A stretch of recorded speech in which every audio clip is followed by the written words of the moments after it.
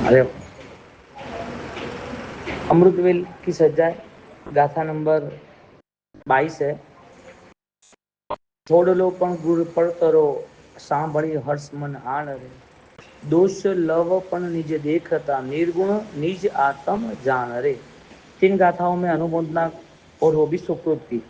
दूसरे के जीवों में अच्छा क्या है वो देखने का नजरिया सिर्फ धर्म नहीं है, न अनुमोदना ही सब कुछ है।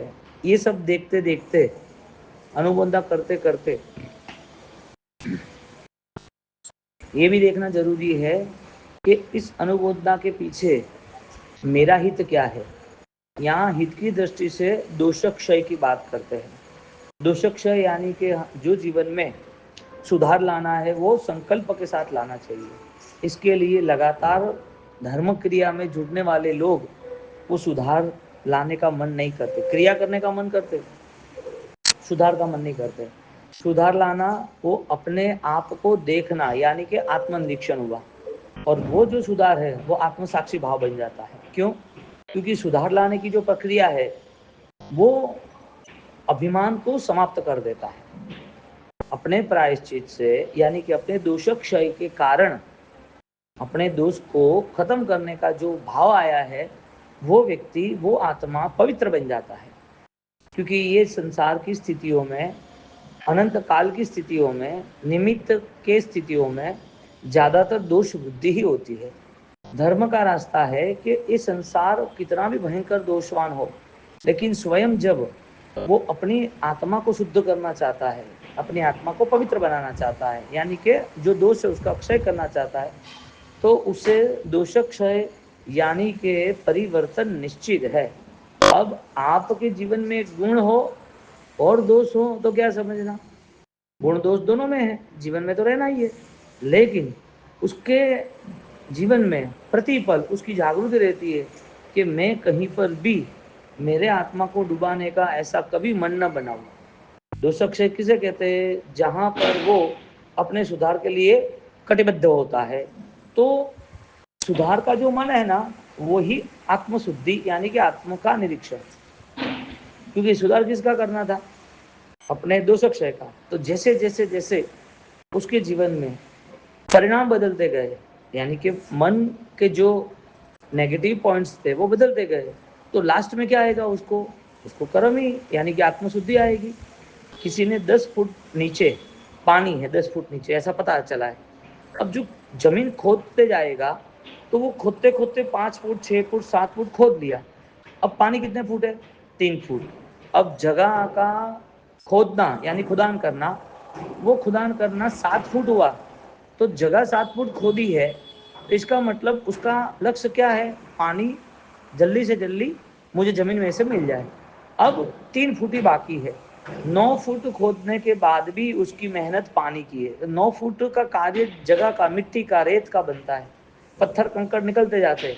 ये सारी जो मेहनत है पत्थर कंकड़ निकलने, वो पानी के लिए है। तो जैसे जैसे दोषक्षय होता है, कर्म परिवर्तन होता है, विचार बदलाव आता है, वो सारी मेहनत किसकी है? आत्मशुद्धि की है। यानी कि जो लक्ष्य है वो पूर्ण हो रहा है। तो सुधार जो है प्रतिपल का, जागृति, वो सुधार दोषक्षय है। तो सुकृत अनुमोदना में बहुत सारे लोग जुड़ जाते हैं। सुकृत अनुमोदना में दूसरे के लिए तुम तैयार हो जाते हो, लेकिन खुद के लिए कैसे तैयार हो? तो सुकृत अनुमोदना में रिजल्ट मिलता है, नहीं मिलता ऐसा नहीं। क्यों? क्योंकि सुकृत अनुमोदना करते करते हमें लग रहा है कि ये अच्छा है, मेरे में वो अच्छाई आनी चाहिए, इसने सत्कार्य किया है, मैं भी ये कार्य करूँ तो अच्छी बात है। तो सुकृत अनुमोदना में इतना इफेक्ट नहीं आता है जितना दोषक्षय में आता है। क्यों? सुकृत अनुमोदना बाह्य दृष्टि यानी कि बाहर की दूसरी चीजों की आवश्यकता है, दूसरे लोगों ने जो सत्कार्य किए उसको देखना है और वो मन में लाना है। लेकिन दोषक्षय में दूसरे व्यक्ति का कोई रोल ही नहीं है। दोषक्षय में सिर्फ सम्यक ज्ञान का, सम्यक दर्शन का ही रोल है। और वो सम्यक ज्ञान दर्शन जो दोषक्षय कराता है वो सम्यक चारित्र बन जाता है, जीवन सुगंधित बन जाता है। क्योंकि आचार की आराधना जो है वो निर्मल होनी चाहिए, तो दोषक्षय नहीं, दोषक्षय होता है तो ही निर्मल होती है। तो जब स्वयं के साथ वार्तालाप होता है स्वयं के अस्तित्व की पहचान होती है, तो वो प्रायश्चित से यानी दोषक्षय से होती है। तो दोषक्षय जब प्रारंभ होता है तो वो तय करता है कि अब नए दोष से मैं ना जुड़ूं, नई विराधनाओं, नए पापों से मैं ना जुड़ूं। तो दोष क्षय वो ज्यादा से ज्यादा गहरा वो भाव है। दोष क्षय उसमें आपको प्रभव में जाना पड़ता है, पूर्व की जीवन यात्राओं में जो जो संस्कार बने थे वहां तक जाना पड़ता है। एक व्यक्ति वो अपने जीवन में यदि दोष क्षय करना चाहता है तो वो कहाँ तक जाएगा? 1000 दिन पहले मैंने क्या किया था, 2000 दिन पहले क्या किया था, आज उम्र 60-70 साल की है तो मैं 5 साल में मैंने क्या किया था, या मेरी समझदारी आई मेरी तब मैंने क्या किया था, तो उसको 50 साल पीछे जाना पड़ता है। सुकृत अनुमोदना में ऐसा कुछ नहीं है। सुकृत अनुमोदना जो देखा वो बोल दिया, और बोलने के बाद उसमें वो छूट गया, खुद को करने का अवसर आए तो बात अलग है, लेकिन पुण्य ही नहीं है। किसी ने गाय की सेवा की, अच्छी बात है, जानवर की सेवा, इंसान की सेवा, बुजुर्ग बीमारों की सेवा, कोई रक्तपीत कोढ़ी कैंसर वालों की सेवा, किसी ने हॉस्पिटल बनाई, ये सब अनुमोदना कर सकते हैं। खुद के पास पैसे नहीं है तो क्या कर सकते, वो नहीं कर सकते। पैसे होते हैं तो वो अवसर खुद के लिए आता है कि भाई मैंने ये सोचा था, किसी ने स्कूल बनाई है, किसी ने अस्पताल बनाई, किसी ने मंदिर बनाया, किसी ने गरीबों को दान दिया है, भंडारा किया है, तो धन आया तो कर सका। तो अनुमोदना करना उसमें उसका कोई इन्वॉल्वमेंट नहीं है, अनुमोदना हो जाती है। जब अनुमोदना का अवसर आता है कि वो अनुमोदना के बाद मुझे भी ऐसा करना है, तो उसे उस धन का, पुण्य का, अनुकूलताओं का, समय का, वो सब कुछ योग बनने चाहिए। लेकिन जरूरी नहीं है जिंदगी भर अनुमोदना करता है लेकिन 70, 80, 90 साल तक उसके पास वो पुण्य का उदय नहीं होता है शायद, तो वो काम ही कर सकता है। लेकिन जो प्रायश्चित भाव है यानी कि दोषक्षय जो है वो तो आज ही रिजल्ट देता है। अनुमोदना का करना और खुद को वो कार्य करना, उसमें डिफरेंस है। आज आपने अनुमोदना की कि ये व्यक्ति ने बहुत अच्छा भवन बनाया लोगों के विश्राम के लिए, कोई साधु संत हो, कोई यात्रिक हो, या कोई भी तकलीफ वाला हो, विश्राम वाला एक भवन बना दिया, तो उसकी अनुमोदना कर सकते हो आप। लेकिन उस कार्य को करने के लिए आपको पैसे चाहिए, वो पैसे नहीं है तो कमाने पड़ेंगे 10-15 साल जो भी हो, बाद में वो कार्य होता है। लेकिन दोषक्षय जो है उसके लिए कोई लंबा समय चाहिए ही नहीं, 24 घंटे भी नहीं चाहिए, आज का आज ही मुझे खेल खत्म करना है। तो जिन जिन लोगों ने दोषक्षय किया है उसका कल्याण निश्चित हुआ है। अर्जुन माली जो दोषक्षय करने के लिए तैयार हुआ, यानी कि पाप त्याग करने के लिए तैयार हुआ, और प्रभु को जब बोला प्रभु सत्य क्या है, प्रभु ने बोला कि तेरे लिए जिन लोगों के परिवार में तूने किसी की हिंसा की, किसी को दुख दिया, किसी की हत्या की, ऐसे परिवार वाले तेरे पास आके यदि तुझे माफ कर देते हैं, यानी कि तेरे प्रति कोई दुर्भावना नहीं है, उस दिन समझना तेरा कल्याण निश्चित, तू सत्य को उपलब्ध हो गया। तो अर्जुन माली जब सोचता है कि मैंने तो बहुत हत्याएं की और मुझे अभी सत्य के अलावा कुछ भी नहीं चाहिए, ते भावे सद्देहामी पत्यामी, इतनी क्रूरता के साथ बलपूर्वक मैंने इतने पाप किए, अब मुझे बल किसमें निभाना है, सारे पाप त्याग करने के लिए।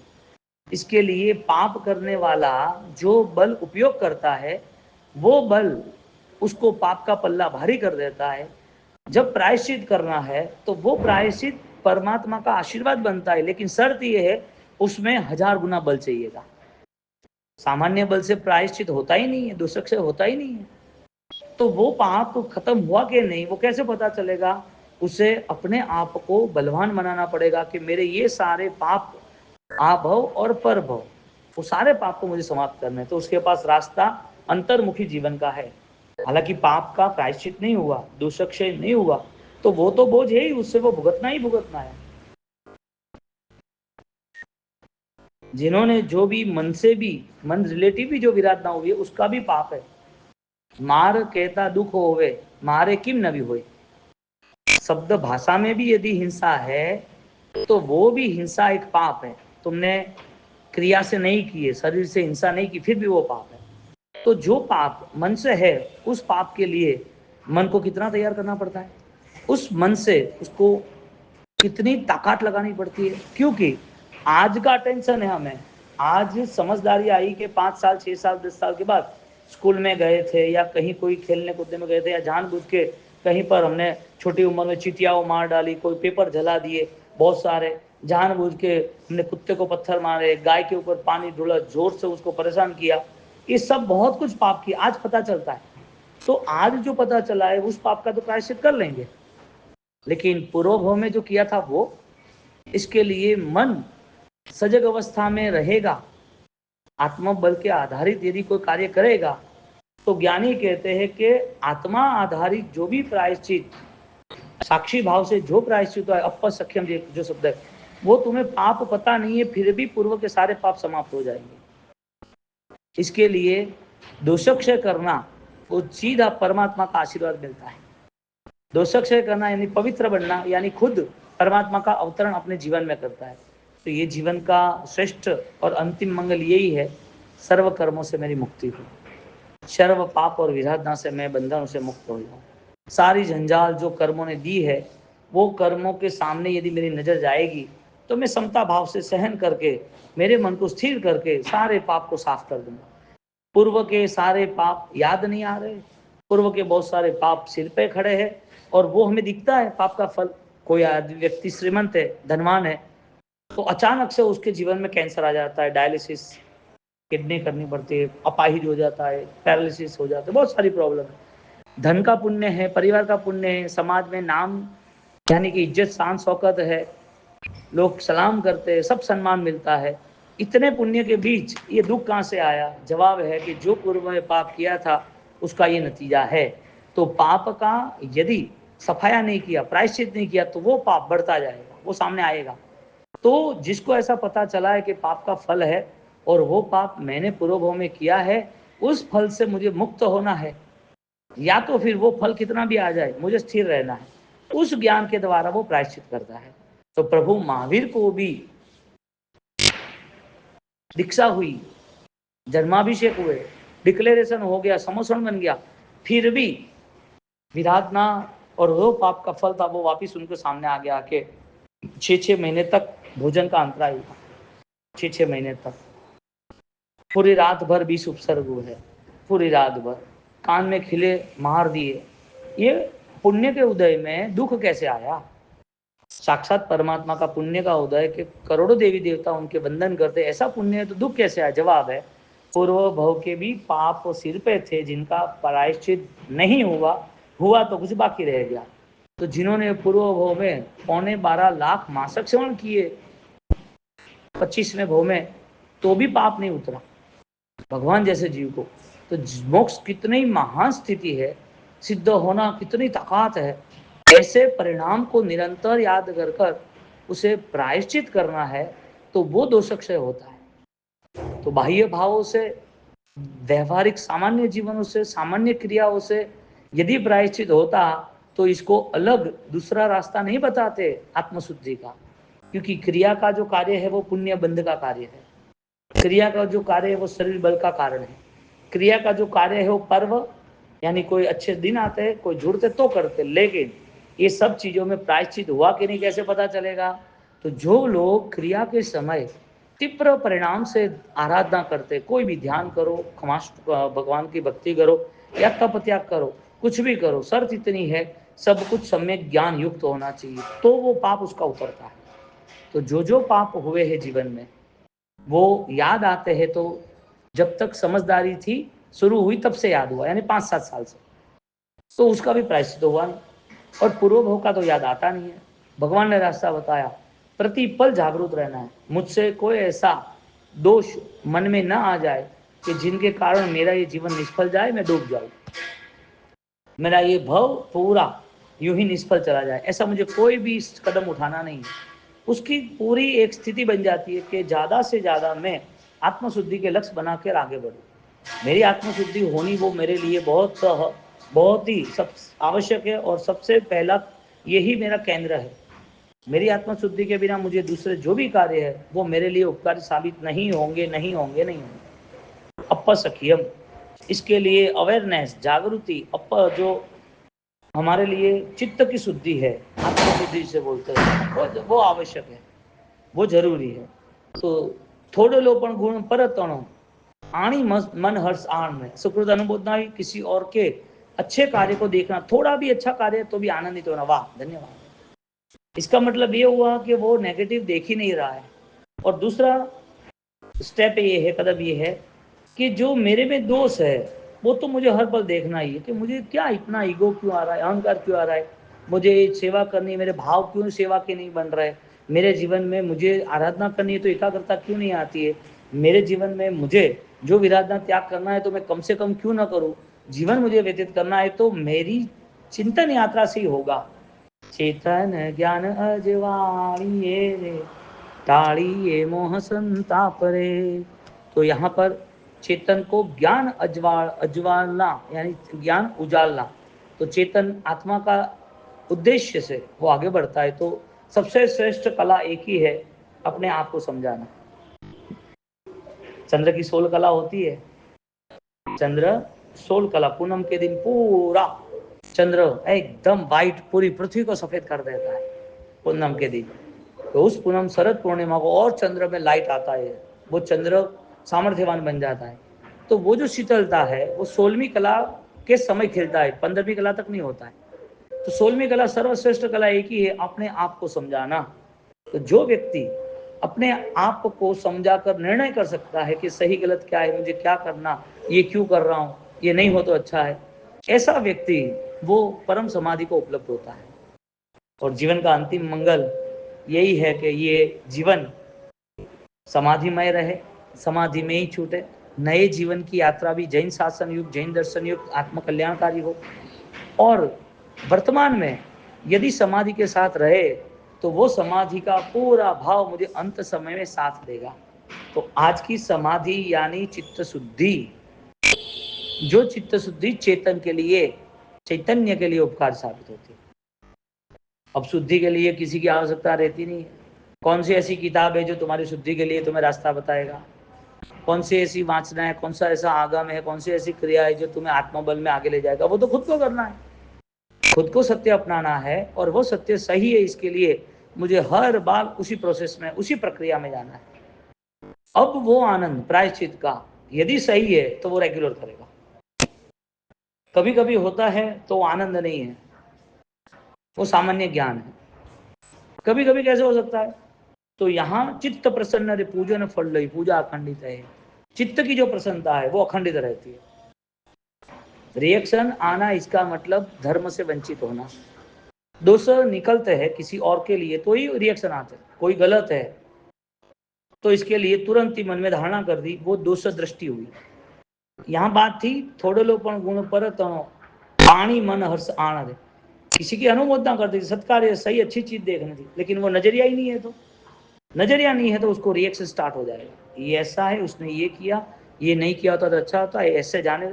मन के अंदर एक दोष, एक व्यक्ति के प्रति घृणा, एक चीजों के प्रति घृणा, ये सब इतनी बढ़ती गई, इतनी बढ़ती गई, उनकी आध्यात्मिक विकास तो नहीं हुआ, लेकिन मिला हुआ जीवन पूरा साधना का निष्फल गया। एक जिंदा लाश पड़ी है, डॉक्टर ने अभी डिक्लेयर नहीं किया है कि ये डेथ है तो सर्टिफिकेट ले जाओ, वेंटिलेटर पे है, थोड़े टाइम तक जिंदा रहेगा, ऐसे सारी क्रिया मुर्दों की तरह साबित होती है, सारा धर्म निष्प्राण साबित होता है। क्यों? उसके पास चेतना नहीं। चेतना होती तो किसी के दोष ना देखता, खुद के दोष देखता। और अहंकार इतना बीच में आ जाता है, उसे अपने आप को सुधारने का समय नहीं मिलता है। कौन गलत है उसके लिए वो तैयार है। अहंकार क्या कराता है, उसको मजा आती है, खुशी मिलती है अहंकार में, ये ऐसा है, उसने ये कर दिया, उसका क्या करना है, इसको इससे बचने के लिए क्या करना, अब आगे ऐसा करेंगे, पूरा उसका दिमाग ही वहां चलता है, खुद के जीवन को डुबाने के लिए तैयार हो जाता है। तो ये जीवन महामंगलकारी है, ऐसा प्रभु ने कहा है। और महामंगलकारी जीवन में जिसका सौभाग्य होता है वो साधना का चुनाव करता है। ऐसी महान साधना जिसमें आत्मशुद्धि हो, वो हर किसी के भाग्य में, हर किसी के बल, हर किसी को इसका बल नहीं मिलता।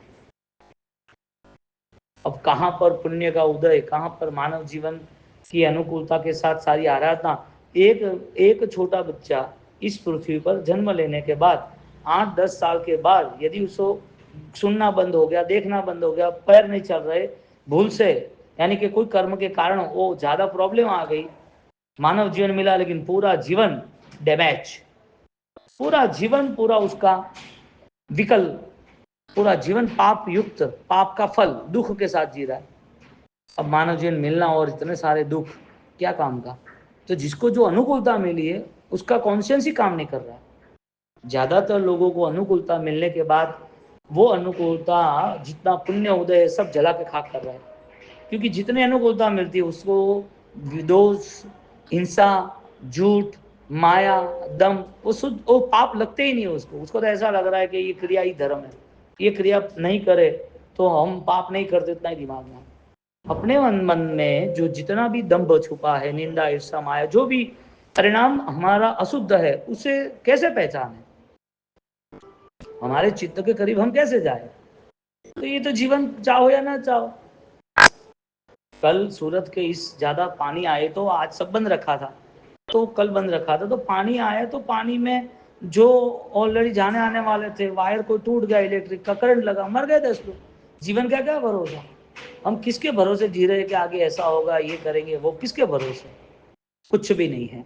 इसके लिए जीवन क्षणिक होने के बाद भी इस जीवन का मूल्यवान यदि कोई हिस्सा हो तो वो है हर बार हमारे मन की हम शुद्धि प्रारंभ करें। हर बार वो शुद्धि का लक्ष्य, दोष लव निज देखता, खुद के अंदर लव यानी थोड़ा भी दोष देता है, निज गुण आत्म जान रहे, मेरा आत्मा में गुण नहीं है, मुझे आज कुछ भी करके इस गुण के प्रति श्रद्धावान जागरूक बन के मुझे आगे बढ़ना ही बढ़ना, मेरे गुणों के प्रति मैं ही मेहनत करूंगा। हर बार सुधार लाते, हर बार मुझे कैसे लाभ मिलेगा, मैं कब सेवा करूं, मैं कैसे तीव्र ध्यान करूं, मुझे कैसे परमात्मा भक्ति में आनंद आ जाए, मेरे जीवन में मैं बैठा रहूं एकाग्र ध्यान में और आत्म साक्षी से मेरे आंसू बहते रहे, मुझे परमात्मा का आशीर्वाद मिल गया जिसमें मुझे शुद्धि अपरंपार मिले। ये सब प्रायश्चित में यानी कि चित्त शुद्धि के हिस्सा में आता है। अब ऐसा कुछ भी नहीं होता है तो रॉबर्ट भी इंसान जैसा ही लगता है, इसमें कोई बड़ी बात नहीं। यानी जड़ क्रिया जो कर रहे हैं उसके पास हृदय नहीं है, तो वो क्रिया भी उसको क्या लाभ देगी, वो उसको सोचना लाभकारी तो है ही, लेकिन उसको वो क्रिया क्या लाभ देगी वो सोचना जरूरी है। इसी तरह यहाँ पर 22वीं गाथा पूर्ण होती है। इतना क्या ना इच्छामि दुक्खेड़म।